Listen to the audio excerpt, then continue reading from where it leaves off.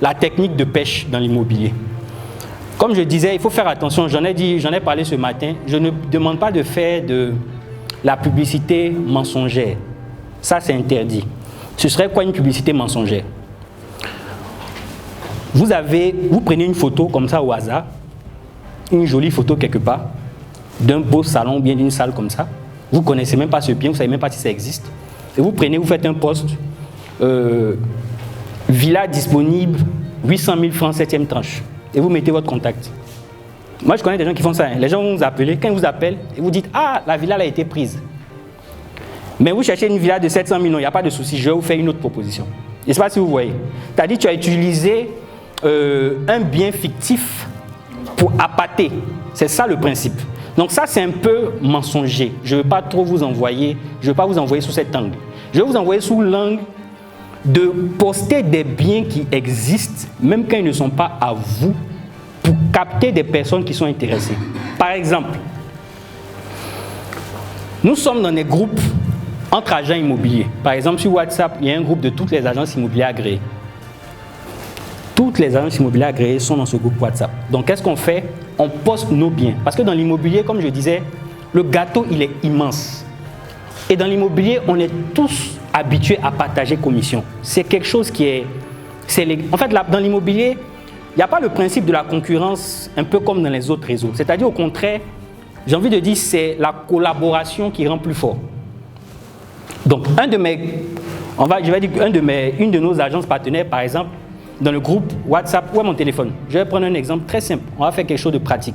C'est-à-dire, je me réveille le matin, essaie de toucher le curseur, je me réveille le matin, je sors de la formation, je rentre dans le groupe WhatsApp des agences immobilières agréées. Le dernier message. Nous mettons en location un appartement de 3 pièces à Koumassi 32, cité à Doha, composé de 2 chambres, un grand salon, une grande cuisine, 2 salles d'eau, idéal pour bureau ou habitation, loyer 160 000 par mois.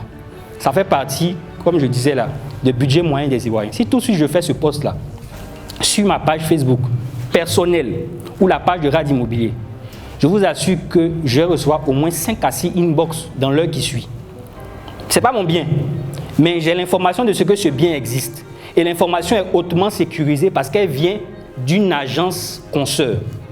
Donc si je fais ce post-là tout de suite sur ma page Facebook, tout de suite, c'est-à-dire si je vais même faire cas pratique, tout de suite, je fais copier-coller sur ma page Facebook.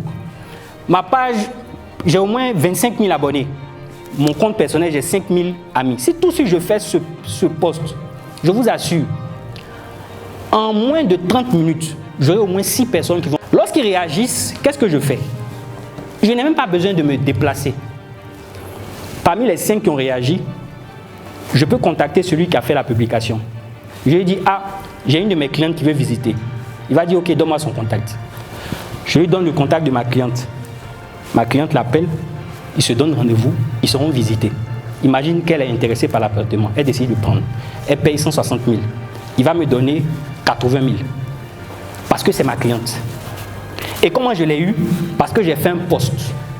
Et elle m'a donné directement son contact. Quand je vais faire le post, très souvent quand moi je fais les posts, je mets toujours taper intéressé. Si vous êtes intéressé, tapez intéressé. Et quand la personne tape intéressé, automatiquement je lui dis inbox. Donc on était dehors dans la rue, je te prends, je te fais entrer en aparté. Quand on entre en aparté, je lui dis ok, donnez-moi votre numéro, comme ça je vous envoie les images sur WhatsApp. Automatiquement la personne me donne son numéro de téléphone. Si je remets, je lui donne même pas les images. Si je veux travailler même sur le dossier, je vais demander à mon confrère qui a fait le poste, balance-moi les images.